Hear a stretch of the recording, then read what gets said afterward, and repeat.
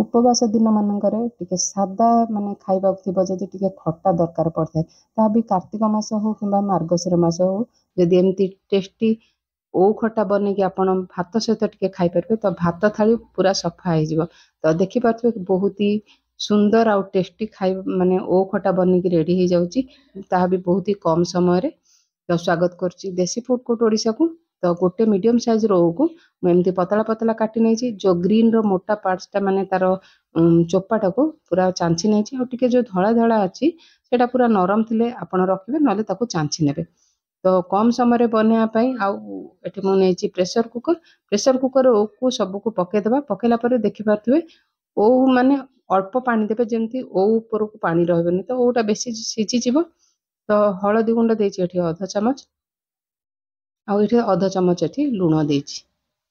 तो pressure lid बंद करनबा आठ मीडियम हीट्रे 2टा हुइसिल आसिया देवा। तो आपण ओ खटा तो बन थे एमती बनातु तो कम समय आ मंदिर परिका टेस्ट आपण पाई परिबे। तो ओ को तो सीझा बसाला परे मुझे नहीं गोटे फ्राइंग पैन जो थी आम ओ पाइंका मसला बनेबा। तो 2टा सुखिला लंका गोटे चामच धनिया गोटे बड़ चामच पान मधुरी आउ नहीं अध चामच जीरा गोलमर्च 15 ରୁ 20टा आ मेथी नहीं देखिए अल्प ने जोटा कि आपणकर खट्टा को ना पिता करदेव। तो सबू मसला को आपण लो टू मीडियम हिट्रे 2 ରୁ 3 मिनिट लगे भलसे भाजी ने जदि हाई फ्लेम रे भाजुंट जल्दी तो भाजी हो मसलार से बास्नाटा आसबनी से धीरे धीरे आपड़ जदि भाजबे टिके समय लगे किंतु मसलाटा आपणकर बहुत ही बढ़िया बास्ना दब आपण को खटारे। तो ये भाजी होगा गैस ये बंद करनी ठंडा हवा को देवा। तो जो थे भाजी से गरम अच्छी तो से भी आउ टे भलसे क्रिस्पी हो ठंडा है ग्राइंड करनबा। तो 2टा हुइसिल पर आपण को देखुची ओ भलसे सीझी जाइए किंतु फिटिनी ए टाइप रो ही सीझेबे बेसी जमा सीझेबेनी। तो गोटे ओ काटिक मुझे देखुची ये ताती देखिपे ओटा भलसे सीझीगला ताको ठंडा हवा देवा। ठंडा है पानी सबको बाहर करनबा। सेम फ्राइंग पैन रे मुझे रिफाइन तेल आपन चाहे गुआ घी भी बनई पारे। तो तेल भलसे तातीगला मुझे छुंक 2टा सुखिला लंका पकईदे अल्प हेंगु देती यहाँ गोटा हेंगु तो बहुत ही बढ़िया बास्ना दब। ये गोटे चामच नहीं पान पंचफुटन भुसुंगा पत्र आ बड़ खंड अदा को मुझे छेचिकी नहीं। तो फुटनटा भलसे फुटिया गैस रेट हाई कर नहीं। तो फुटनटा भलसे फुटीज तो फुटन फुटीगला मुझे जो भुसुंगा पत्र रखी पकई नहीं आ जो अदा छेचा को पकई नहीं। तो सबू को भलसे भाजी नेबा।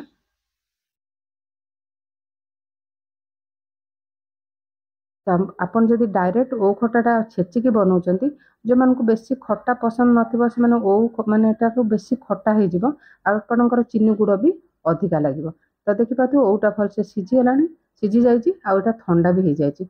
तो आ पानी सब बाहर कर नैतिली। तो एठे गैस रो हीट मीडियम करके 2 मिनिट भलसे भाजी नेबी फुटण सहित। तो एमती आप खटा थे बनातु आपंकर केमती बनता निश्चिंत कमेंट मध्यम जनइबे। आ तो थे ट्राए कले आप एमती ही सदा बेले ओ खटा बनबे भी बहुत ही कम समय आपको बिना परिश्रम माने छेचिबा को पड़बनी ओ खटा बन की रेडी हो। तो ये सीझारे लुण देती आउ अध चामच ये लुण देला ये गोटे मैसर साहाय्य मु ओ को एमती प्रेस करनौची। आपण चाहिए गोटे स्टील ग्लास देहरे भी आपण एमती प्रेस करने। तो गोटा गोटा ओ खटा रहिले टिके खाइबा को भल लागबनी। तो एमती कले आपण जेमती मंदिर रे ओ खटा खाउछन सेई टाइप रो लागिवो। तो एठे भल से मैश करनेली।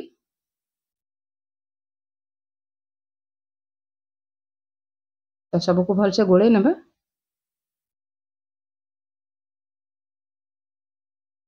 तो एठे मु गुड़ देइची स्वाद अनुसार। तो आपण एमती सिझेकी कले भी आपनकर गुड़ चीनी रो परिमाण भी कम लागिवो। आपण चाहे चीनी गुड़ को मिसेकी दे परिबे केवल खाली चीनी रे भी आपण करि परिबे। गुड़ पकेला परे सबको भल से गोळे नेबा। आपण एठी पानी जमा पकेबेनी आ एटा को कवर करनबा मीडियम हीट रे 2 मिनिट पय।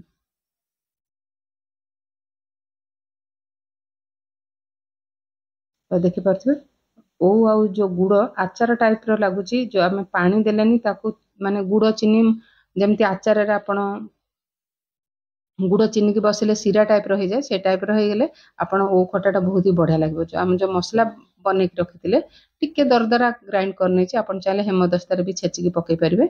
आउ एठी देछि काश्मीर लଙ୍କା गुड़ 1 चामच जोटा कि आपणकर ओ खटारे भल कलर दब।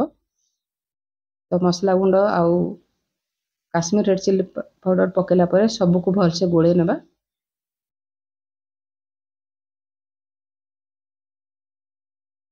तो ओ खटा को टिके बहलिया करिया पे मन होची 1 चामच बड़ चामच कॉर्नफ्लोर आपन चाहिले चावल गुंड को भी नहीं पारिबे।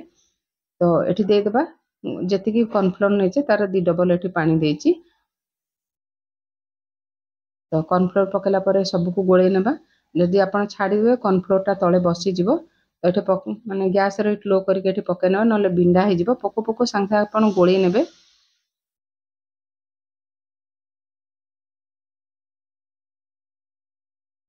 तो आज रेसिपी जब भल लगे वीडियो गोटे लाइक करने और चैनल नुआ थे चैनल को सब्सक्राइब करने। आउ एटी जेहेतु आम कॉर्नफ्लोर देचे तो ओ खटाटा बहुत बहलिया हो तो ताको चाहिए आप जी ग्रेवी बनबे से अनुसार पानीटा ये पकई ने। पानी पकेला पर सबको भलसे गोले नेबा।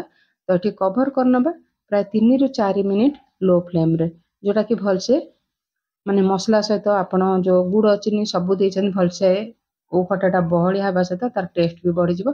एठे कोरा नडिया किछि दे देछि आउ आपण चाहिले धनिया पत्र भी दे पारिबे। तो देखि पाथबे केते सुंदर हमर ओ खटा बनिक रेडी हिला और टेस्ट भी बहुत ही बढ़िया।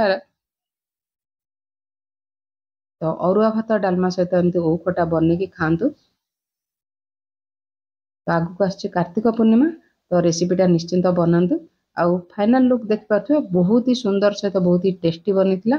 तो पुणी आसीबे गोटे नुआ रेसिपी सहित। जय जगन्नाथ।